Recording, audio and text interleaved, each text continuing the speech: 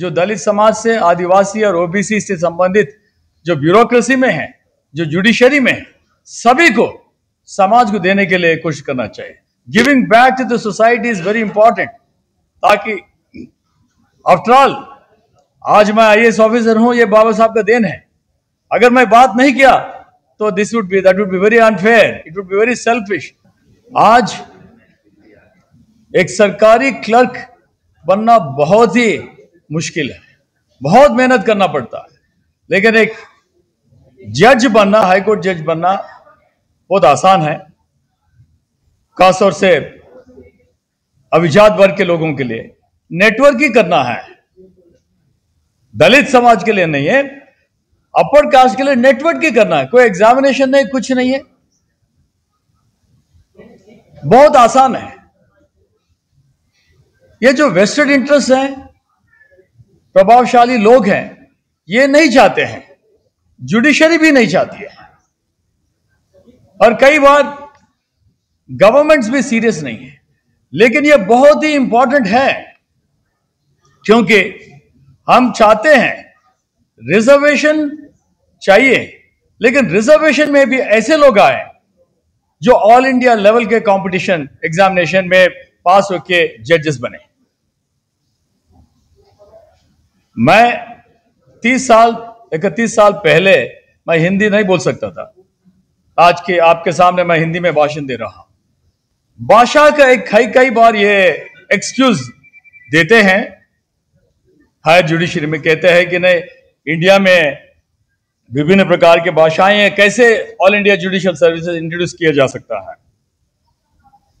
जब IAS and IPS officers training के बाद वो भाषाएं सीख जाते हैं तो दिक्कत क्या है?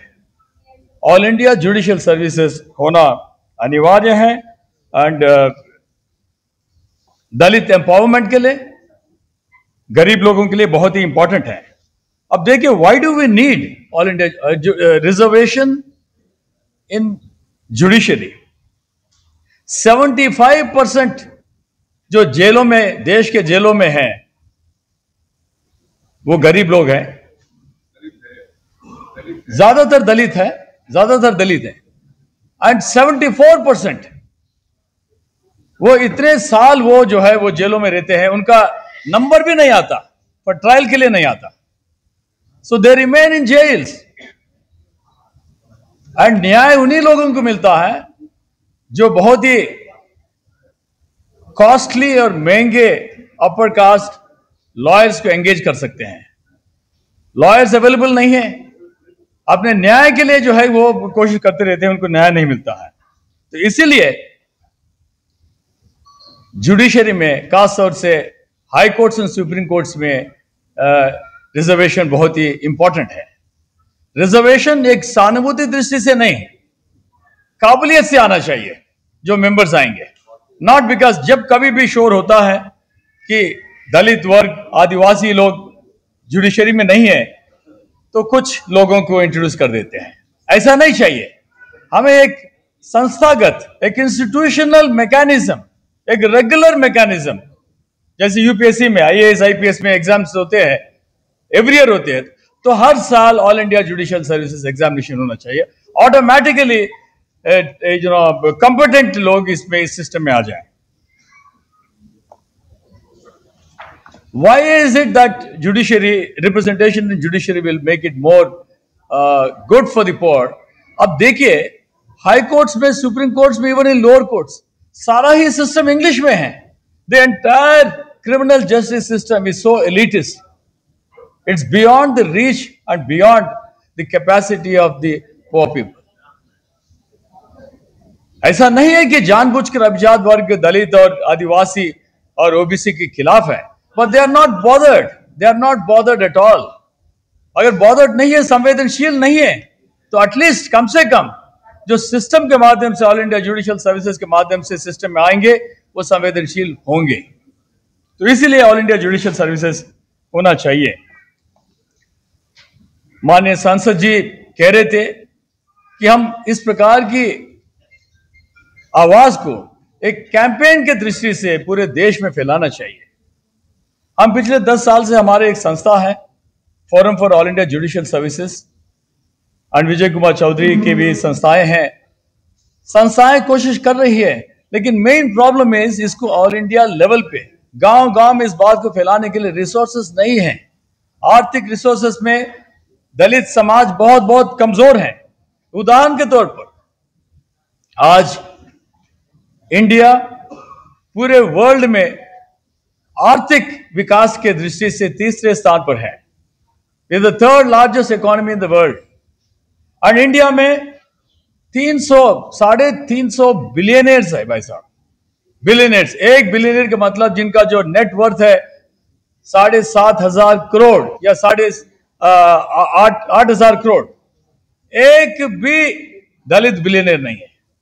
मिलिंद कांबले के बारे में एक अखबारों में एक न्यूज़पेपर आर्टिकल आया था। मैं उनसे खुद पूछा था कि भाई आप बिलियनर हैं?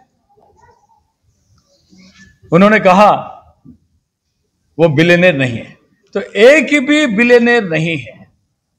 आर्थिक रिसोर्सेस ना होने के कारण इसको हम ऑल इंडिया लेवल पे इस कैंपेन को नहीं ले जा पा रहे हैं। तो मेरा अनुरोध है कि रिसोर्सेस इकट्ठा करने के लिए कोशिश करना चाहिए। एंड ये जिम्मेवारी सांसदों की है, एमएलएस की है, मीडिया की है। एंड जो लोग जो दलित समाज से, आदिवासी और ओबीसी से संबंधित जो ब्यूरोक्रेसी में है, जो जुडिशरी में है, सभी को समाज को देने के लिए कोशिश करना चाहिए। Giving back to the society is very important. ताकि आफ्टर ऑल आज मैं आईएएस ऑफिसर हूं, ये बाबा साहब का देन है। अगर मैं बात नहीं किया तो that would be very unfair, it would be very selfish. निस्वार्थ भावना से दलित समाज, चाहे वो जजेस हो, चाहे वो ब्यूरोक्रेट्स हो, मीडिया हो, तो एकजुट होकर इस बात को फैलाना चाहिए, इसको मजबूत करना चाहिए। हर जगह इस विषय को रखना चाहिए, एक प्रेशर ग्रुप बनाना चाहिए। दलित समाज के लिए एक सामुदायिक दृष्टि से, चाहे कोई भी पार्टी पावर में हो, सामुदायिक दृष्टि से, सामुदायिक एंगल से दबाव बनाना चाहिए जो दलित समाज और पिछड़े वर्ग के हित में हो। मैं समझता हूं reservation in judiciary is the most important thing for empowerment of Dalits.